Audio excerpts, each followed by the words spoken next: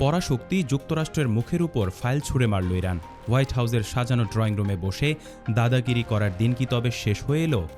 গত কয়েক দশক ধরে যে যুক্তরাষ্ট্র সারা বিশ্বকে আঙুলের ইশারায় নাচিয়ে এসেছে, সেই শক্তিকে এবার চরম অপমানে বিদায় করে দিল তেহরান। কিন্তু কেন ইরান বলল, যুদ্ধ করেও তোমরা যা পাওনি, আলোচনার টেবিলে তা চাওয়ার সাহস দেখালে কিভাবে? প্রিয় দর্শক, আজকের এই প্রতিবেদনে আমরা শুধু ইরানের সাহসিকতার গল্প বলবো না, আজ আমরা এমন এক সত্যের মুখোশ উন্মোচন করব যা শুনলে আপনার গায়ের লোম খাড়া হয়ে যাবে। আমরা যখন আমাদের দেশের তেলের অভাব মেটাতে যুক্তরাষ্ট্রের সদর দপ্তরে অনুমতির জন্য দীর্ঘশ্বাস ফেলি, তখন ইরান কিভাবে তাদের রাষ্ট্রীয় সম্মান রক্ষা করল? বাংলাদেশ কি পারবে এই অকুতোভয় ইরান থেকে শিক্ষা নিতে? নাকি আমরা সারা জীবন অন্যের দয়ায় তেল কিনে আমাদের অর্থনীতিকে পঙ্গু করে রাখব? পুরো খবরটি শেষ পর্যন্ত দেখুন, কারণ আজ অনেক অপ্রিয় সত্য প্রকাশ পেতে যাচ্ছে। সম্প্রতি পাকিস্তানে শান্তি আলোচনায় বসে ইরান ও যুক্তরাষ্ট্রের প্রতিনিধি দল। উদ্দেশ্য মধ্যপ্রাচ্যের চলমান উত্তেজনার প্রশমন করা। সেখানে সফররত ইরানের উচ্চ পর্যায়ের প্রতিনিধিরা যে তথ্য ফাঁস করেছে তা আন্তর্জাতিক মহলে যেন একটি পারমাণবিক বোমার মতো বিস্ফোরিত হয়েছে। ইরানের প্রভাবশালী সংবাদ সংস্থা ফার্স্ট নিউজ পরিষ্কার জানিয়ে দিয়েছে, যুক্তরাষ্ট্র তাদের সাথে আলোচনায় এমন কিছু দাবি করেছে যা পুরোপুরি অবান্তর এবং অপমানজনক। ভাবুন একবার, গত কয়েক বছর ধরে যুক্তরাষ্ট্রের সেনাবাহিনী এবং তাদের গোয়েন্দা সংস্থাগুলো মধ্যপ্রাচ্যে ইরানের উপর ছায়াযুদ্ধ চালিয়েছে। তারা অবরোধ দিয়েছে, সাইবার হামলা করেছে, এমনকি ড্রোন হামলাও চালিয়েছে, কিন্তু তবুও তারা ইরানের কোনো ক্ষতি করতে পারেনি। তারপর এই বছরের শুরু থেকেই তেহরানের বিরুদ্ধে ওয়াশিংটনের সামরিক আগ্রাসন শুরু হয়।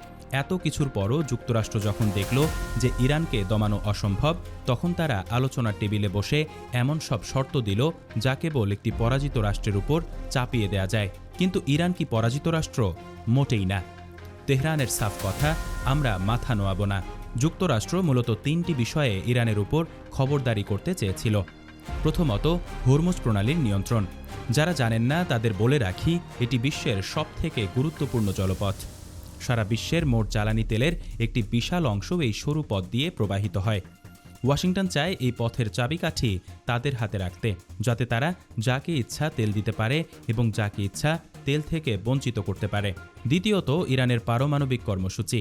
ইরান বারবার বলছে তাদের এই কর্মসূচি কেবল শান্তিপূর্ণ বিদ্যুৎ উৎপাদনের জন্য, কিন্তু যুক্তরাষ্ট্র চায় ইরান যেন তাদের সব আধুনিক প্রযুক্তি ধ্বংস করে দেয়, অথচ তারা নিজে হাজার হাজার পারমাণবিক বোমা নিয়ে বসে আছে। এই যে ডাবল স্ট্যান্ডার্ড বা দ্বিমুখী নীতি, ইরান এবার তা সরাসরি প্রত্যাখ্যান করেছে। তৃতীয়ত, আঞ্চলিক প্রভাব হ্রাস। যুক্তরাষ্ট্র চায় মধ্যপ্রাচ্যে তাদের কথায় সবাই চলবে, কিন্তু ইরান সেখানে একটি বাধা। ওয়াশিংটন চেয়েছিল ইরান যেন তাদের সব কৌশলগত অবস্থান থেকে সরে আসে।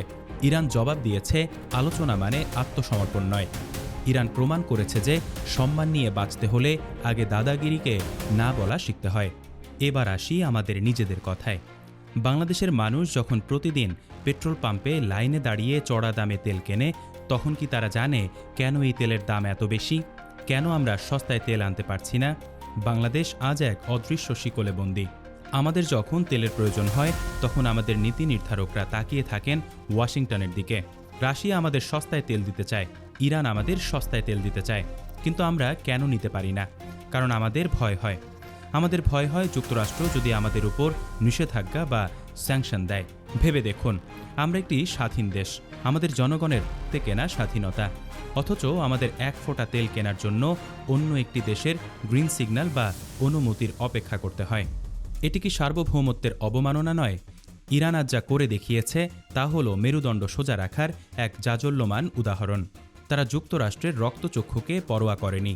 তারা বলেছে, তোমাদের সাহায্য আমাদের লাগবে না, কিন্তু আমাদের উপর তোমাদের খবরদারিও আমরা সহ্য করব না। প্রিয় দর্শক, আপনারা কি জানেন, বাংলাদেশ যদি আজ সাহস করে সরাসরি ইরান বা রাশিয়া থেকে তেল কিনতে পারত, তবে আমাদের দেশের অর্থনীতির চিত্র বদলে যেত। ডলার সংকট নিয়ে আমাদের যে হাহাকার, তা অনেকটা কমে আসত, কারণ আমরা তখন নিজস্ব মুদ্রায় বা বিকল্প উপায়ে লেনদেন করতে পারতাম। কিন্তু যুক্তরাষ্ট্র তা হতে দিতে চায় না। তারা চায় আমরা যেন সবসময় তাদের ডলারের উপর এবং তাদের মর্জির উপর নির্ভর করি। আজ বাংলাদেশে যখন বিদ্যুতের অভাবে লোডশেডিং হয় বা জ্বালানির অভাবে কলকারখানা বন্ধ হয়ে যায়, তার পেছনে কি এই অনুমতি নেওয়ার রাজনীতি দায়ী নয়? ইরানের এই অনড় অবস্থান আমাদের চোখে আঙুল দিয়ে দেখিয়ে দিচ্ছে যে যদি সাহস থাকে তবে পথ বের হবেই। ইরান যদি পেরে থাকে তবে বাংলাদেশ কেন পারবে না? ডোনাল্ড ট্রাম্প যখন হুঙ্কার দেন যে তিনি হরমুজ প্রণালী বন্ধ করে দেবেন বা জাহাজ চলাচল রোধ করবেন, তখন বিশ্ববাসী ভয়ে কেঁপে ওঠে। কিন্তু ইরানের স্পিকার এবং তাদের সামরিক কমান্ড জানালো এক নতুন বার্তা। তারা বলল, হরমুজ প্রণালী আমাদের এলাকা, এখান দিয়ে যে কোনো জাহাজ চললে আমাদের টোল দিতে হবে। এটি কি ভাবা যায়? যুক্তরাষ্ট্রের মতো পরাশক্তিকে তারা বলছে যে আমাদের জলপথ ব্যবহার করলে কর দিতে হবে। রাশিয়ার মতো শক্তিশালী রাষ্ট্র যখন মধ্যস্থতা করতে আসে, তখন বোঝা যায় যে ইরান একা নয়। আন্তর্জাতিক ভূ রাজনীতিতে এখন মেরুকরণ ঘটছে। যুক্তরাষ্ট্রের একচ্ছত্র আধিপত্যের যুগ এখন শেষের পথে। আর এই পরিবর্তনের সময় বাংলাদেশ যদি এখনও সেই পুরনো অনুমতি নেয়ার নীতিতে আটকে থাকে, তবে আমরা ভবিষ্যতে বড় বিপদে পড়ব। যুক্তরাষ্ট্রের চোখ রাঙানিকে পাত্তা না দিয়ে ইরান বাংলাদেশকে অনেক বড় শিক্ষা দিল, যা আমাদের নীতি নির্ধারকদের অবশ্যই বোঝা উচিত। আমাদের নেতাদের মনে রাখা উচিত, জাতীয় স্বার্থ সবার আগে। তেল কেনার ক্ষেত্রে যুক্তরাষ্ট্রের খুশি হওয়া বড় কথা নয়, বড় কথা হলো দেশের মানুষের তেলের দাম কমানো। এছাড়া ঢাকাকে বিকল্প বাজারের সন্ধান করতে হবে। কেবল পশ্চিমা দেশগুলোর উপর নির্ভর না করে আমাদের উচিত ইরান, রাশিয়া এবং চীনের সাথে শক্তিশালী জ্বালানি সম্পর্ক গড়ে তোলা। আমাদের মনে রাখা উচিত, একটি দেশের প্রকৃত শক্তি হল তার নিজের সিদ্ধান্ত নিজে নেয়ার ক্ষমতা। আমাদের শুধু ডলারের উপর নির্ভর না করে বিকল্প উপায়ে ব্যবসা করার সাহস করতে হবে। বিদেশের চাপে পড়ে দেশের সম্পদ অন্যকে দিয়ে দেওয়া ঠিক নয়, কারণ এমন বন্ধুত্বের কোনো মূল্য নেই। দেশের কলকারখানা সচল রাখতে সাশ্রয়ী মূল্যে জ্বালানি পাওয়া নিশ্চিত করা জরুরি। পাশাপাশি বিভিন্ন দেশের সাথে ভালো সম্পর্ক রাখলে আন্তর্জাতিকভাবে আমাদের কথা বলার জোর বাড়বে। কোনো দেশ যদি নিষেধাজ্ঞার ভয় দেখায়, তবে তাতে দমে না গিয়ে মানসিক সাহস নিয়ে এগোতে হবে। সবার সাথে বন্ধুত্ব হবে, কিন্তু কারো গোলামি করা চলবে না। মনে রাখতে হবে, রাষ্ট্র যখন বাইরের দেশের কাছে মাথা নত করে, তখন তার চূড়ান্ত মাসুল সাধারণ মানুষকেই দিতে হয়। ইতিমধ্যেই ইরান বাংলাদেশের নতজানু পররাষ্ট্রনীতির সমালোচনা করেছে। ইরান ও যুক্তরাষ্ট্র ইসরায়েলের মধ্যে সংঘাত শুরুর পর বাংলাদেশের কূটনৈতিক অবস্থান নিয়ে একাধিকবার অসন্তোষ প্রকাশ করেছে তেহরান। ইরান আশা করেছিল যে একটি প্রভাবশালী মুসলিম দেশ হিসেবে বাংলাদেশ তাদের প্রতি হওয়া অন্যায়ের বিরুদ্ধে আরও কঠোর এবং সরাসরি নিন্দা জানাবে। কিন্তু বাংলাদেশ যখন কোনো নির্দিষ্ট পক্ষের হয়ে উচ্চবাচ্য না করে কেবল শান্তির আহ্বান জানিয়েছে এবং সতর্ক ভারসাম্য বজায় রাখার চেষ্টা করেছে, তখন ইরান একে তাদের প্রতি যথেষ্ট সংহতি নয় বলে মনে করেছে। সুপ্রিয় দর্শক, এমন পরিস্থিতিতে আজ আমাদের সামনে দুটি পথ খোলা আছে। একটি হলো সারা জীবন দাদাগিরি মেনে নিয়ে পরের অনুমতির অপেক্ষায় থাকা, আর অন্যটি হলো ইরানের মতো বুক চিতিয়ে দাঁড়িয়ে বলা যে আমার দেশের প্রয়োজন আমিই বুঝব। ইরান আজ যুক্তরাষ্ট্রকে শিক্ষা দিয়ে বিশ্বকে জানিয়ে দিয়েছে যে আত্মমর্যাদা কোনো কেনাবেচার জিনিস নয়। বাংলাদেশ এক বিশাল অর্থনৈতিক সম্ভাবনার দেশ। আমাদের তরুণ প্রজন্ম আজ বিশ্বকে নেতৃত্ব দেওয়ার স্বপ্ন দেখে। কিন্তু সেই স্বপ্ন কি সত্যি হবে যদি আমাদের তেলের চাবিকাঠি ওয়াশিংটনের হাতে থাকে? আমরা কি চাই না আমাদের দেশও একদিন ইরানের মতো বুক ফুলিয়ে বলবে, আমরা কারো অন্যায় আবদার মানি না?